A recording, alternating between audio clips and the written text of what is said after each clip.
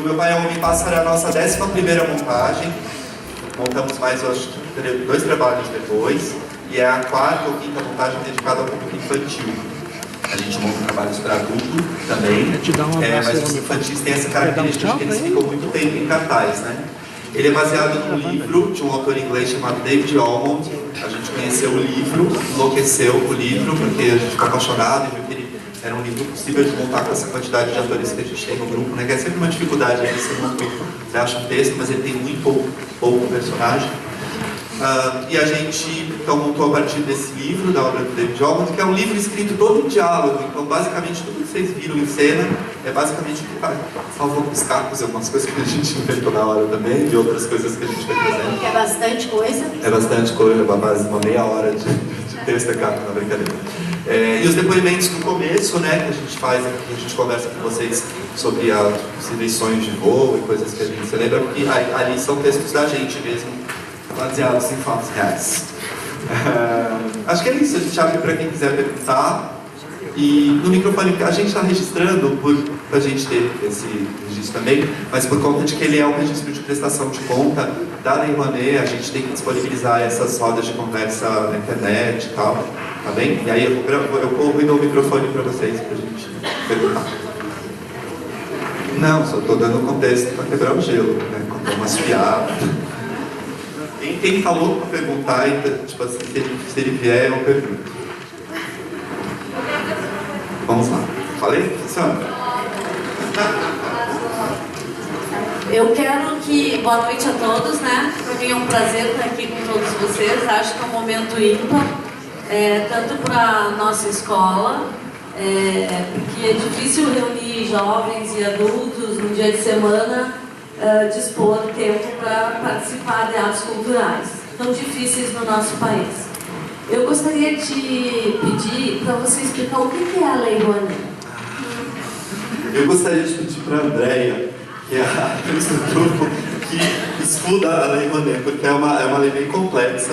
Não, estou brincando, mas ela estuda mais essa lei, ela vai saber responder melhor. A Lei Rouanet hoje é um catatal de quase 90 páginas. Então eu não vou dizer isso tudo, tá, gente? A Lei Rouanet é um mecanismo de incentivo e fomento à produção cultural. É um mecanismo, é uma lei do governo federal, do Ministério da Cultura, que permite que empresas, primeiro, que pessoas físicas, produtores culturais, ou artistas, produtores culturais, grupos, né, de teatro, em todas as áreas artísticas, inscrevam seus projetos, que vão ser avaliados, enquadrados em alguma área artística, né? E vão ser avaliados por uma comissão e que, se e somente se devidamente aprovados, recebem, depois de uma publicação no Diário Oficial da União, recebem autorização para captar recursos. Digamos que eu aprovo lá um projeto de 20, 30, 50 mil reais. Eu, grupo, artista, o produtor, proponente do projeto, estou autorizado a bater na porta de empresas que sejam tributadas, que tenham o seu imposto de renda de pessoa jurídica, e que sejam tributadas a partir do lucro real, que elas possam destinar 4%, somente 4%, do que elas pagariam ao governo federal de imposto de renda, a destinar a um projeto cultural devidamente aprovado. Então, elas vão, no mês que elas vão pagar aquele imposto, elas descontam esse 4% e depositam numa conta corrente que está vinculada ao projeto, e o restante ela paga normalmente, né, o seu imposto. É isso. É um mecanismo de fomento à cultura. E que ao final, para o proponente, ao final do projeto, a prestação de contas é algo bem complexo, que às vezes dá vontade de desistir, mas a gente não desiste. Eu fui emocionada, basicamente, porque a Lei Rouanet tem sido alvo de ataques justos, algo muito justos, né? A gente concorda que há muitos erros, muitos, que precisam ser revistos, porque a gente entende que precisa de fomento, artistas, projetos que de fato precisam desse fomento, né? Para dar continuidade ao seu trabalho, à manutenção, à permanência, enfim. Mas hoje a Lei Rouanet permite que grandes artistas, não é ilegal, ela permite que grandes artistas façam uso dela para montar novos projetos ou para circular com trabalhos que já estão prontos, né? Enfim. E isso sim, a gente entende que isso precisa ser revisto, né? Porque hoje a empresa ela pode escolher qual projeto patrocinar, qual artista patrocinar.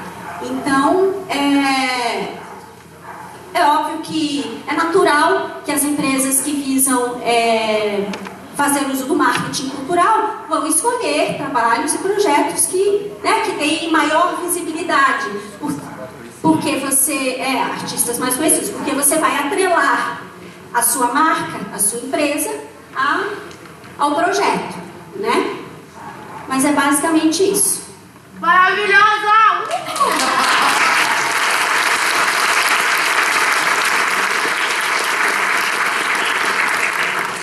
Alguém quer fazer mais alguma colocação e pergunta?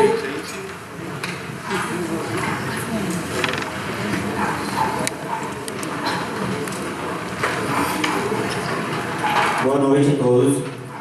Meu nome é Gabriel e eu queria primeiro falar que é uma peça muito boa e do mesmo jeito que ela passou para mim uma mensagem muito forte, eu creio que para muita gente aqui, eu queria saber o que ela passou na vida de cada um de vocês, porque querendo ou não, ela fala de sonhos, fala de não deixar a vida adulta matar o seu sonho. Eu queria saber o que ela mudou na vida de cada um de vocês.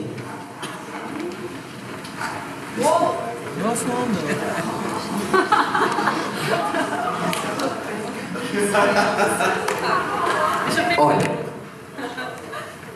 a gente tem uma máxima dentro do teatro que não é o que a gente vai dizer para os outros com esse espetáculo, a gente não tem essa pretensão, vou ensinar algo a vocês, mas sim o que a gente vai aprender com esse espetáculo.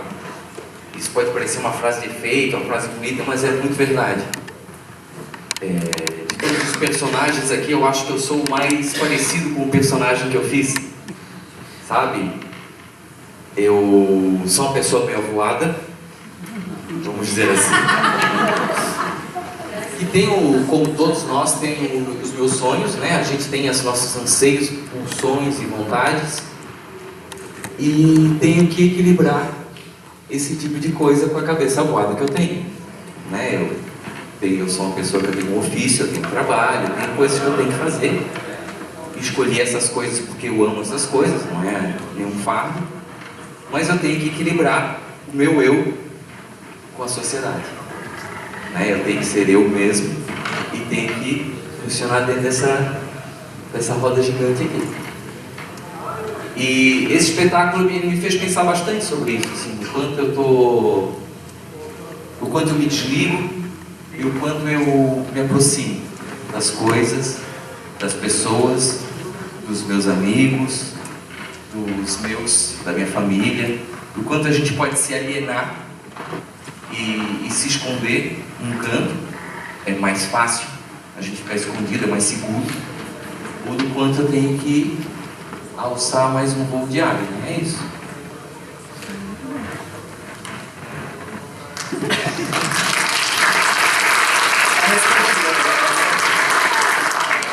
Não sei, é tanta coisa, assim, o espetáculo está há 3 anos em cartaz, né? Então a gente não para nunca de mexer, acabou a apresentação da tarde, a gente estava, ó, você por ali, acelera um pouquinho aqui.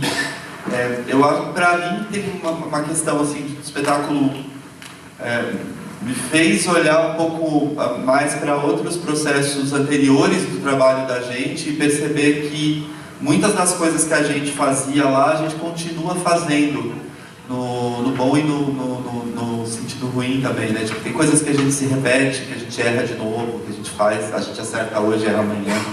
Então eu acho que esse trabalho, para mim, fala um pouco desse lugar, assim, de que nunca está perfeito, sabe? Assim, rola uma coisa que é muito legal, uma sessão muito boa, e amanhã a gente pode chegar aqui e a sessão ser uma droga, né? Então ele, eu não sei o que eu não sei o que ele muda em mim nesse sentido, mas pra mim ele me fez um pouco assim reiterar as coisas, sabe? A gente às vezes vai achando assim, estamos chegando nos 40, então as coisas vão estabilizar. Não, a gente continua com as mesmas perguntas, então faz olhar para o negócio e dizer assim, respira e vai, que é isso, a gente vai afinando, vai errar aqui, vai acertar ali, e a gente vai ficando melhor na boleia, assim.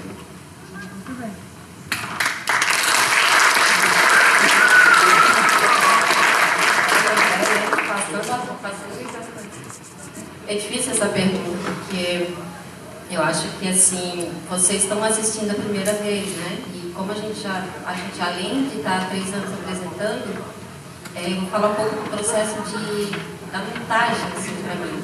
Eu sou atriz que está 20 anos no grupo, né? Eu montei a minha companhia.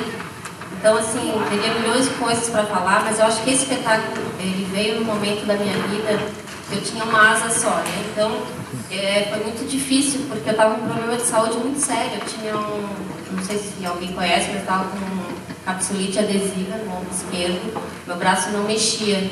E eu fazia fisioterapia todos os dias, tinha dia que eu fazia 2 vezes por dia, e eu tinha dores horríveis, de manhã, de tarde, à noite, eu não dormia direito. E foi um desafio, assim, para eu fazer esse espetáculo.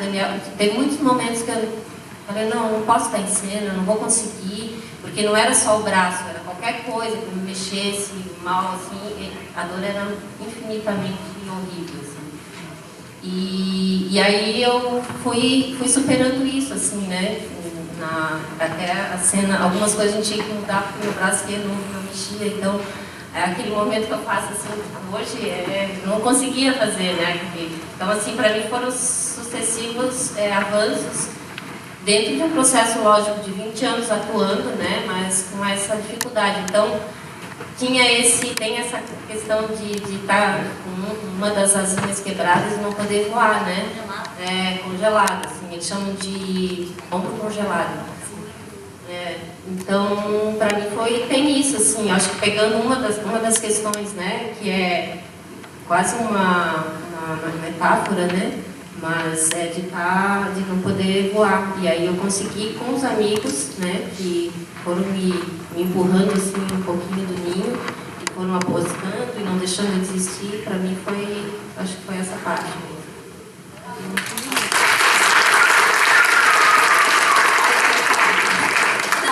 O grande barato é aquela coisa que se dá entre o que está acontecendo aqui e entre o público. Essa coisa que acontece, essa conexão. As crianças, né, elas têm o voo, é algo natural, algo do seu imaginário e tal. Mas uma coisa muito legal é ver, sobretudo numa plateia quando é mista, né, de adultos e crianças, é a conexão que se dá. O encontro que permite a conexão entre adultos e crianças e perceber o voo que o adulto dá, né, lá na sua infância, lá atrás, assistindo ao espetáculo. E aí é uma montagem muito importante para mim também, porque é a minha volta para o teatro, para os palcos, depois de 10 anos criando filho.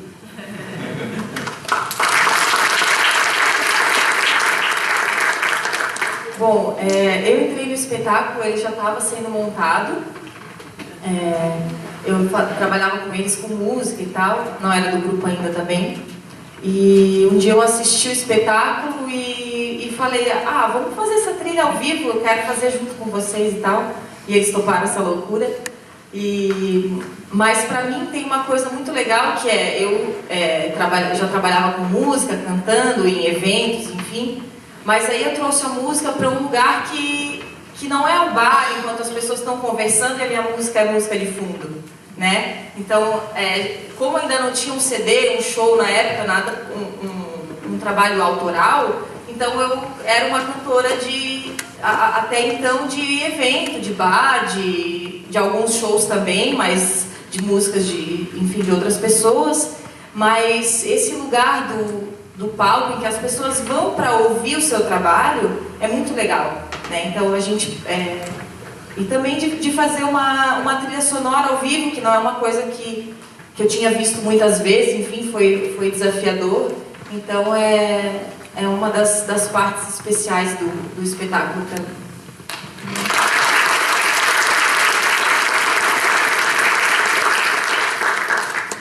Quem quer perguntar?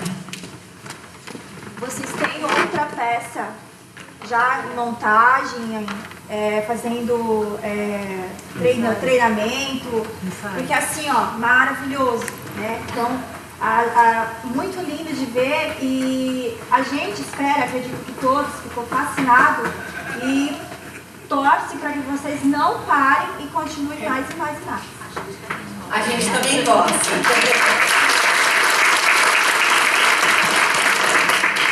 A gente, como o Dani falou, a gente teve já 11 montagens, mais ou menos desde os 20 anos, né, em que eu não tinha nascido ainda. Mas agora, para esse último ano e pouco, a gente definiu que a gente vai continuar mantendo em repertório, né, que são os espetáculos que a gente continua apresentando, 3 espetáculos, que é esse, Meu Pai é um Pássaro, Dois Amores e um Bicho, versão número 2, que é um espetáculo adulto e que foi remontado depois de 4 anos. Ele tem uma versão nova, com a entrada da Andréia no elenco.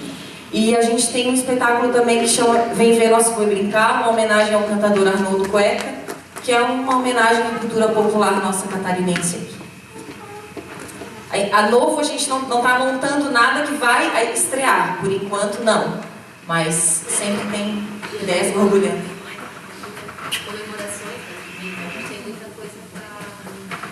Sim. Quem sabe uma nova montagem de 20 anos, né, gente? Vamos pensar. Estamos recebendo propostas, inclusive, de trabalho. Mais perguntas? Oi, boa noite. Peraí, tem uns moços aqui. A gente aparece. Como é teu nome? Não precisa ser perdido, pode falar. Quer falar? Não tá pegando. A capa? Essa é uma pergunta bem importante que quem vai responder é o Marcelo. Como que tu fez a capa? As minhas asas. Eu fiz os bonecos do espetáculo, aquelas traquitanas, máquinas voadoras. E a capa foi até mais fácil, porque é só na tesoura que a gente foi cortando, fazendo os furos, fazendo as franjinhas para ver se dava uma ideia de pena e tal. E assim ficou. A gente pensa, tem que fazer um outro tipo de asa, algo mais complexo, mas às vezes o simples é tão bacana também. A gente tá com esse pensamento ainda, assim, na dúvida. Tá respondido, Augusto? Tá? Massa a tua pergunta. Tesoura, mas qual a mãe que o papai vai fazer? Quem que levantou a mão aqui? Oi, moça. Como é teu nome? Letícia. A Letícia vai fazer uma pergunta. Boa noite, gente. É que assim, eu fui criada em um lar sempre muito cheio de informação. Na psicologia eles falam que é uma família tóxica, né? Que é aquela... Assim, às vezes eu sou muito homem, muito masculina. Qual é a chave do equilíbrio? Porque, assim, todo artista, ele é uma empresa interior. Dentro dele tem uma empresa, certo? Qual seria o equilíbrio? Porque cada um tem o seu. O que ajuda vocês para ter equilíbrio, não só entre vocês como grupo, mas se adaptar nos lugares rápido também? Eu vou passar para eles responderem porque eu não tenho.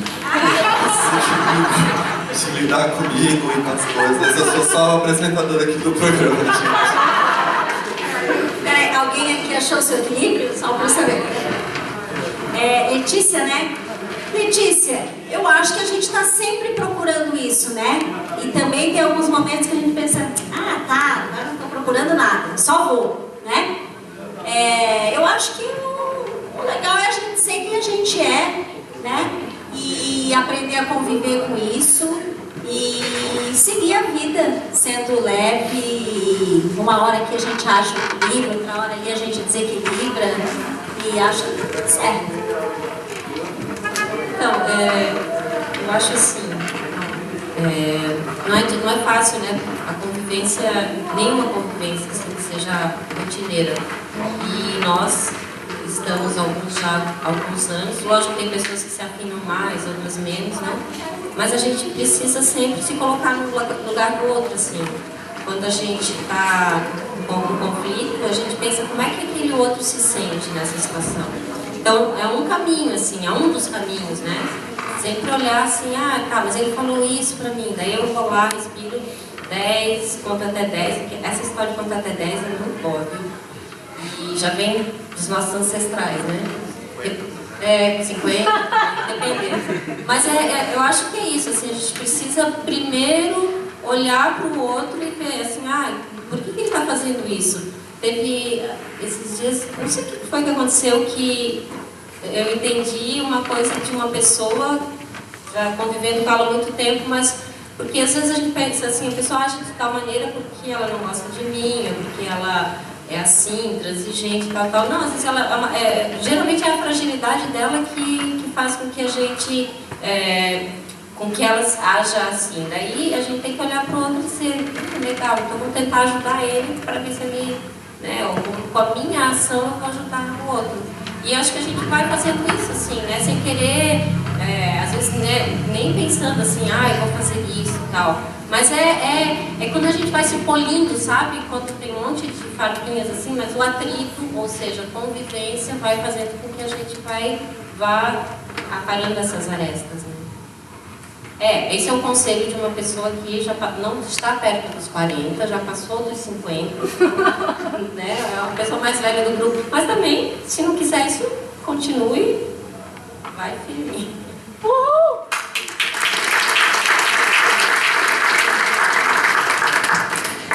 Alguém? Tem uma...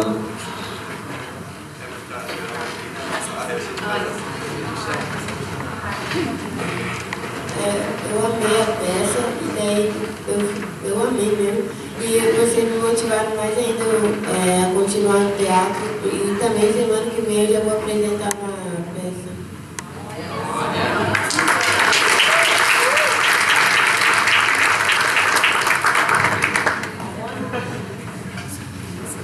Eu digo de hoje, você quer perguntar alguma coisa?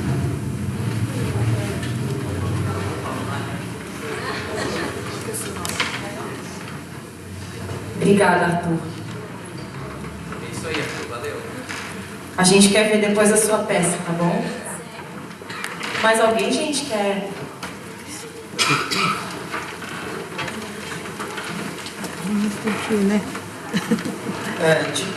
Eu adorei a peça mesmo, de verdade.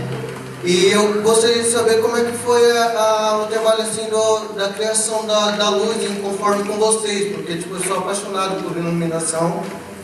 Iluminação cênica é uma paixão grande na minha vida, e aí eu gostaria de ver, porque casou muito a iluminação com as cenas, então consegui ir aos lugares por conta da cena e da luz, tudo aquilo me ajudou bastante a viajar.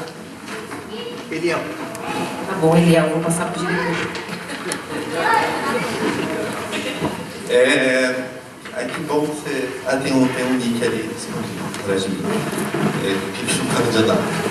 Bom, a luz, na verdade, do trabalho, no começo, quando a gente fez as primeiras sessões, é uma prática que a gente tem, a gente sempre monta espetáculos infantis, que a gente tenta que eles tenham o mínimo de estrutura possível para poder, às vezes, se apresentar numa escola, num espaço que não tem, né, estrutura de luz.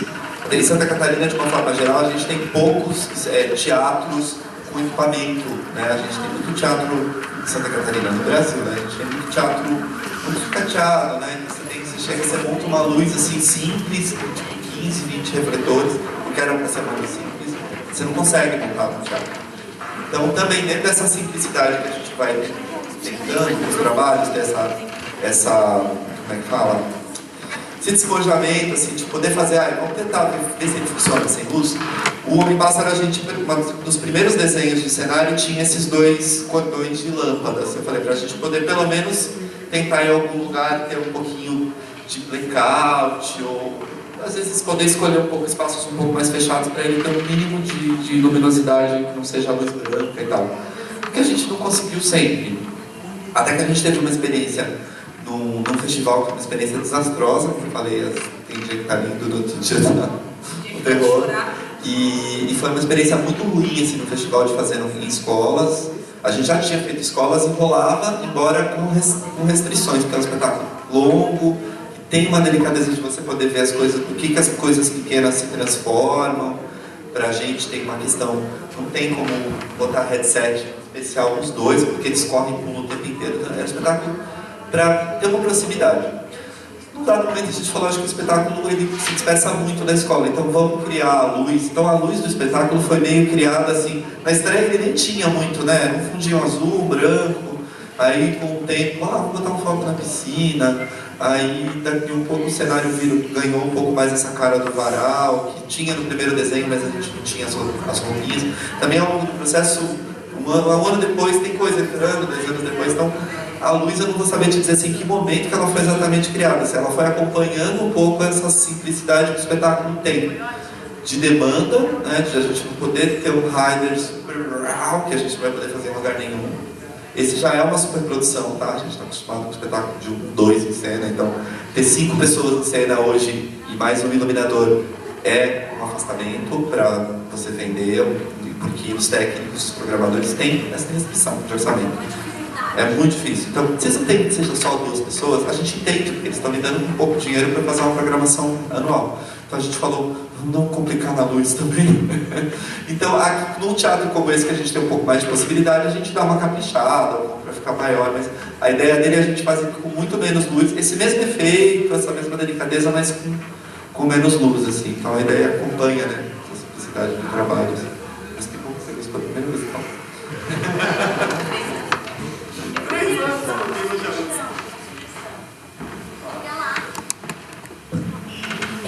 Adorei o espetáculo, até tentei fazer minha turma, meus alunos hoje pela manhã não consegui, porque estava lotado já, mas eu fiz questão de vir assistir.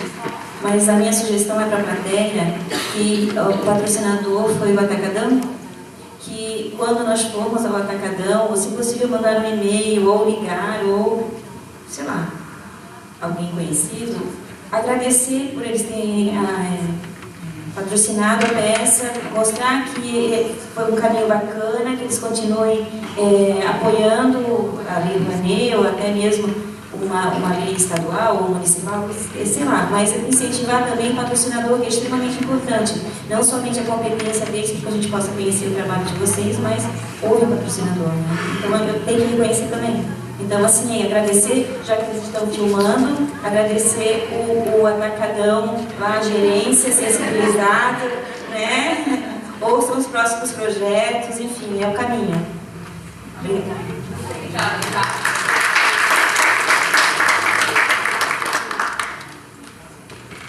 Alguém, gente, algum comentário ou pergunta?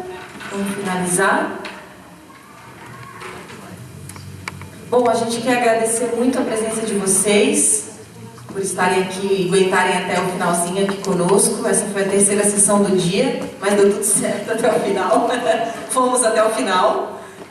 Agradecer mais uma vez toda a equipe aqui do teatro, Botira, os técnicos da casa, agradecer ao Jacques que veio filmar, o David que fez a produção local, enfim, é isso? Agora a gente encerra o circuito em Gaspar, no final do mês, a última cidade. As pessoas vão saindo, não sei se o David que está lá fora com as revistas, a gente tem uma revista do trabalho com ilustrações do Fábio Dudas, que fez essas ilustrações que vocês viram nos cartazes, é um parceiro, e a gente tem uma revista com ilustrações dele e depoimentos da gente do trabalho que ele tem para todo mundo ali. E ali tem o nosso site, como achar a gente no Facebook, no telefone, no Mirk, no ICQ, nas coisas tudo. Tá bom? Mas muito obrigado mesmo por vocês estarem aqui. Obrigado mais uma vez, Maria Helena, nossa intérprete de Libras. E a gente se vê aí numa próxima. Sigam a gente nas redes,